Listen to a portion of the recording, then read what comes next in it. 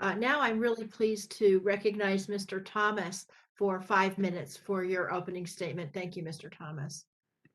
Good morning, Subcommittee Chair DeGette, Ranking Member Griffith, and members of the subcommittee.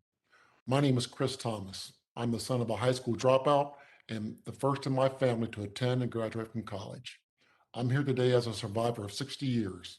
I am a survivor of sexual and racial abuse, as well as violence, poverty, and trauma. Unfortunately, along with my wife Martha and my son Solomon, I am also a suicide loss survivor of my daughter Ella. In the face of this most profound loss and treacherous grief, my wife of 37 years, Martha, a middle school teacher with decades of experience, my son Solomon, who is in his sixth year of playing in the NFL, and my niece Ray, who possesses extensive social work and public policy experience, are speaking out today and every day about how we live. We are turning pain into purpose through our creation of the defensive line, with the vision of a world where no young person of color dies by suicide, the second leading cause of death for young people under the age of 24. For young people of color, suicide rates continue to rise and be a leading cause of death. The defensive line seeks to make a difference by reducing the stigma through sharing ours and other stories of loss and hope, by increasing connections to mental health services in schools with majority of students of color. We pursue this work through two programs: storytelling and advocacy, and suicide prevention workshops. Reducing the stigma of mental health, mental illness, and suicide can only be come by discussing these challenges and what they look like in real people. We believe by sharing our story publicly, we give these hard things faces, personalities, and relatability. Our suicide workshop aims to create solutions and enhance resource connections, referrals for youth. We believe teachers and coaches play an essential role in young people's lives and have a unique opportunity to see signs of suicide risk or mental health challenge before it gets to a point of crisis, which is why they are our focus. Schools have resources for students, and we want to help everyone understand how they can play a role in supporting young people's access to those resources. Our workshops also focus on ways teachers may be creating unsupportive environments for some students through their own implicit bias by overlooking students of color's mental health needs because they look different. The defensive line's mission is to end the epidemic of youth suicide, especially for young people of color, by transforming the way we communicate and connect about mental health. The defensive line was established in May of 2021. Its genesis centers around the impulsive suicide of my daughter Ella Elizabeth Thomas.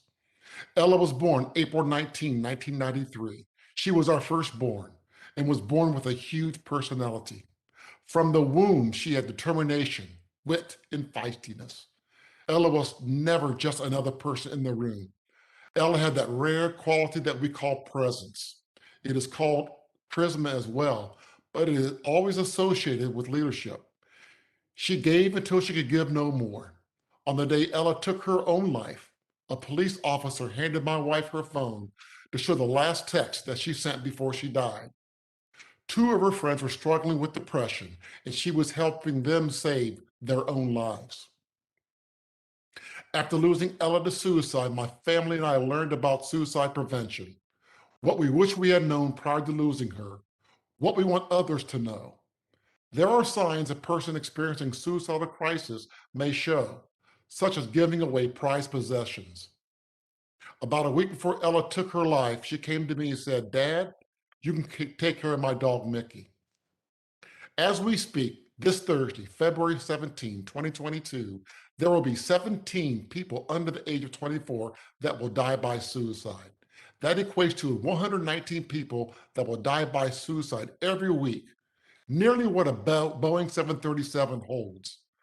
I have to believe if a plane went down every week in America, Congress would work together and create immediate solutions to address the issue.